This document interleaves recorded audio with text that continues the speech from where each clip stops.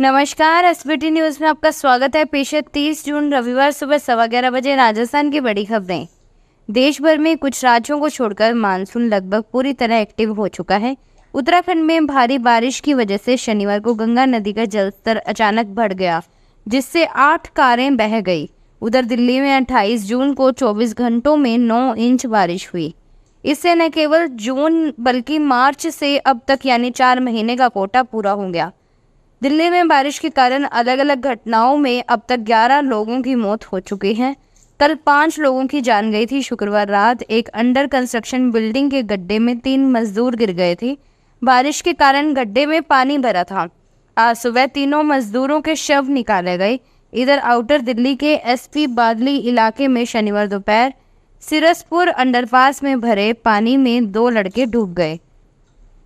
सिरोही कोतवाली police DST एवं cyber cell की टीम द्वारा 5 दिन पूर्व सेल्समैन की आंखों में मिर्ची डालकर 8.32 लाख रुपए की लूट की वारदात का पर्दाफाश करते हुए एक आरोपी को गिरफ्तार किया गया है। सिरोही कोतवाली पुलिस थानाधिकारी कैलाश दान की अगुवाई में डीएसटी टीम प्रभारी अमराराम, सहायक उप निरीक्षक शिवपाल सिंह की टीम द्वारा भोम सिंह को गिरफ्तार किया गया है। इस मामले में ओडा पुलिस थाना कैलाश नगर जिला सिरोही निवासी कानाराम ने रिपोर्ट दर्ज करवाई थी कि वह 24 जून को दोपहर 1:30 बजे Sirohi state bank of India व पंजाब नेशनल बैंक में चालान से 8,32,200 रुपये जमा करवाने जा रहा था।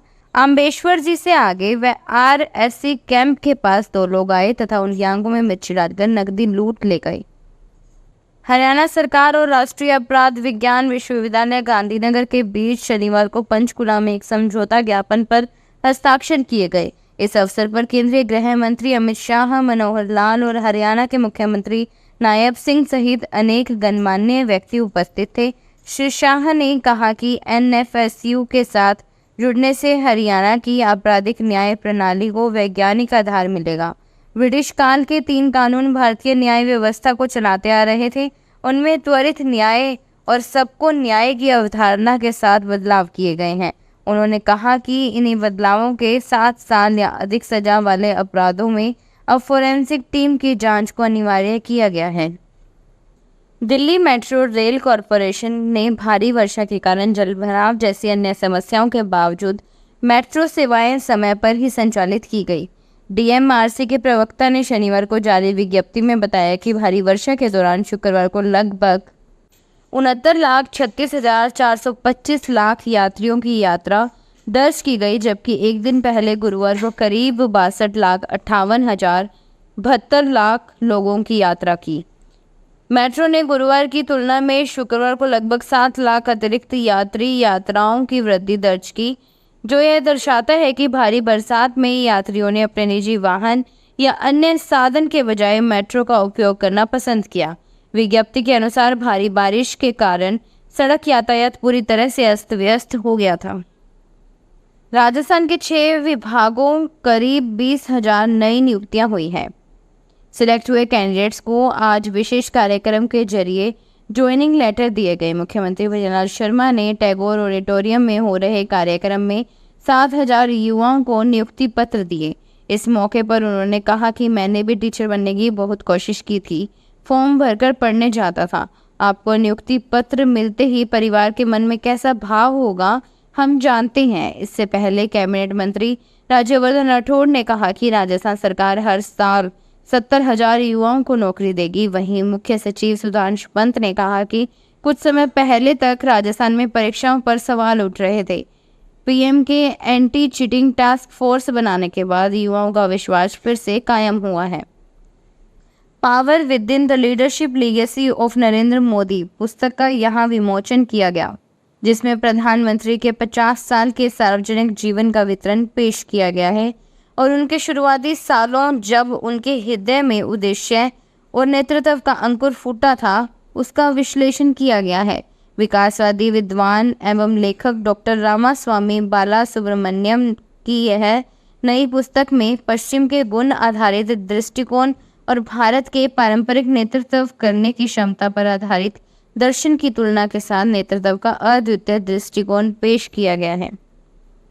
डमी कैंडिडेट्स प्रकरण में विभागीय कार्यवाही। बांसवाड़ा जिले में डमी कैंडिडेट्स और अब पेपर लीक का प्रकरण सामने आ चुका है। पुलिस इस मामले में हर दिन एक न एक खुलासा कर रही है, लेकिन शिक्षा विभाग अब तक चुप्पी साधे हुए थे। उसने जिला शिक्षा अधिकारी प्रारंभिक अंजुम को एपीओ कर दिया। अंजुम को इस समय में जयपुर शासन सचिवालय में उपस्थिति देनी होगी। एपीओ आदेश में कारण तो नहीं लिखा है, लेकिन मामला डमी कैंडिडेट से जुड़कर देखा जा रहा है, क्योंकि भर्ती हुए फर्जी अभ्यर्थियों का दस्तावेज सत्यापन करने की जिम्मेदारी डीईओ की रहती है।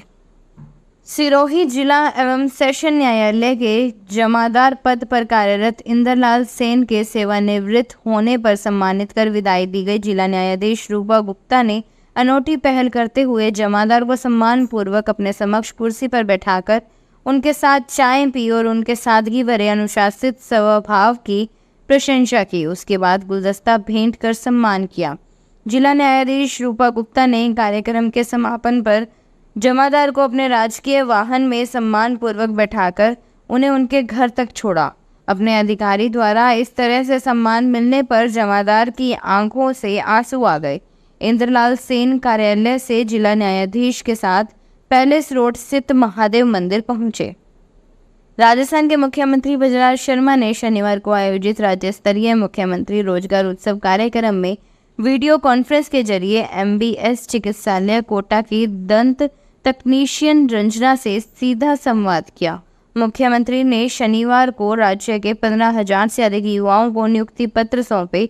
इस दौरान कोटा के नयापुरा स्थित सियाम ऑडिटोरियम में रंजना को राज्य सरकार से नियुक्ति पत्र मिलने पर मुख्यमंत्री ने बधाई दी। रंजना ने भी खुशी व्यक्त करते हुए मुख्यमंत्री का आभार जताया। बीकानेर पश्चिम विधायक जेठानंद व्यास ने शनिवार को रेलवे, पीडब्ल्यूडी, नगर निगम और यूआईटी के अधिकारियों के साथ कोटगेट रेलवे फाटक समस्या के समाधान सहित रेलवे से जुड़े अन्य बिंदुओं पर चर्चा की। रानी बाजार औद्योगिक क्षेत्र स्थित जिला उद्योग संघ सभागार में आयोजित बैठक के दौरान विधायक ने कहा कि कोट गेट और सांखला फाटक पर प्रस्तावित आरयूबी के निर्माण से पूर्व यहां सीवर लाइन और पाइपलाइन की शिफ्टिंग तथा बरसात के दौरान आने वाले पानी के निस्तारण की ठोस कार्य योजनाएं बनाई जाएं। उन्होंने कहा कि आरयूबी में भूमि आवंटन से जुड़े मामलों पर रविवार को जिला कलेक्टर और नगर विकास सचिव के साथ बैठक की जाएगी।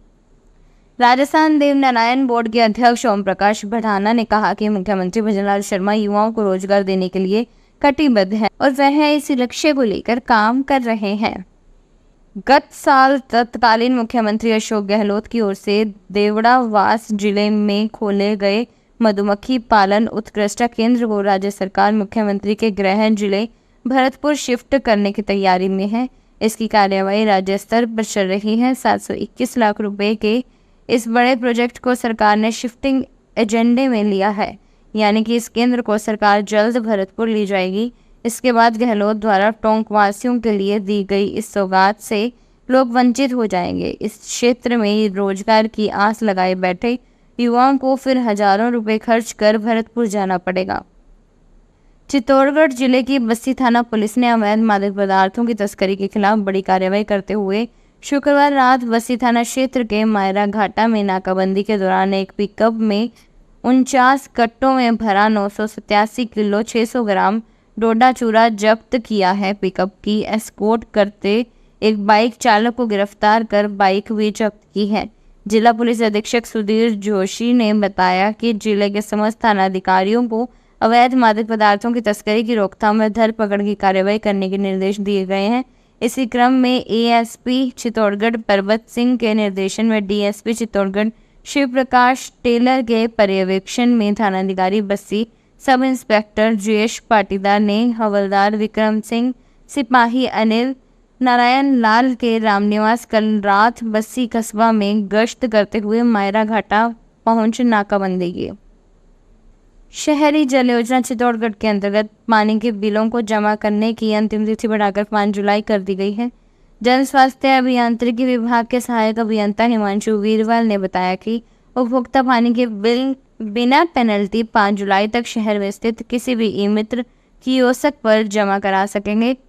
इस संबंध में किसी भी प्रकार की शिकायत एवं यदि किसी उपभोक्ता को बिल प्राप्त नहीं हुआ है तो संबंधित कनिष्ठ अभियंता कार्यालय पाटनपोल शास्त्री नगर प्रताप नगर में संपर्क कर पानी के बिल एवं बकाया राशि जमा करवा सकते हैं।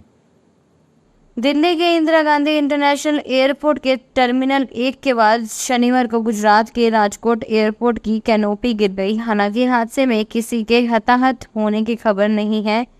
पिछले 3 दिन में एयरपोर्ट पर इस तरह की ये तीसरी घटना है। 28 जून को दिल्ली IGI एयरपोर्ट की कैनोपी हादसे में एक कैब ड्राइवर की मौत हो गई थी, जबकि 8 लोग घायल हुए थे। वहीं मध्य प्रदेश के जबलपुर एयरपोर्ट पर 27 जून को कैनोपी गिरने से एक अधिकारी की कार क्षतिग्रस्त हो गई थी। फिलहाल इस बुलेटिन में इतना ही। फिर हाजिर होंगे और बड़ी खबरों के साथ। तब तक के लिए देखते रहिए SBT न्यूज़। धन्यवाद। अगर आप भी अपने आसपास की छोटी बड़ी और महत्वपूर्ण खबरों से अपडेट रहना चाहते हैं तो सब्सक्राइब कीजिए हमारे चैनल SBT न्यूज़ को और प्रेस कीजिए बेल आइकन पर।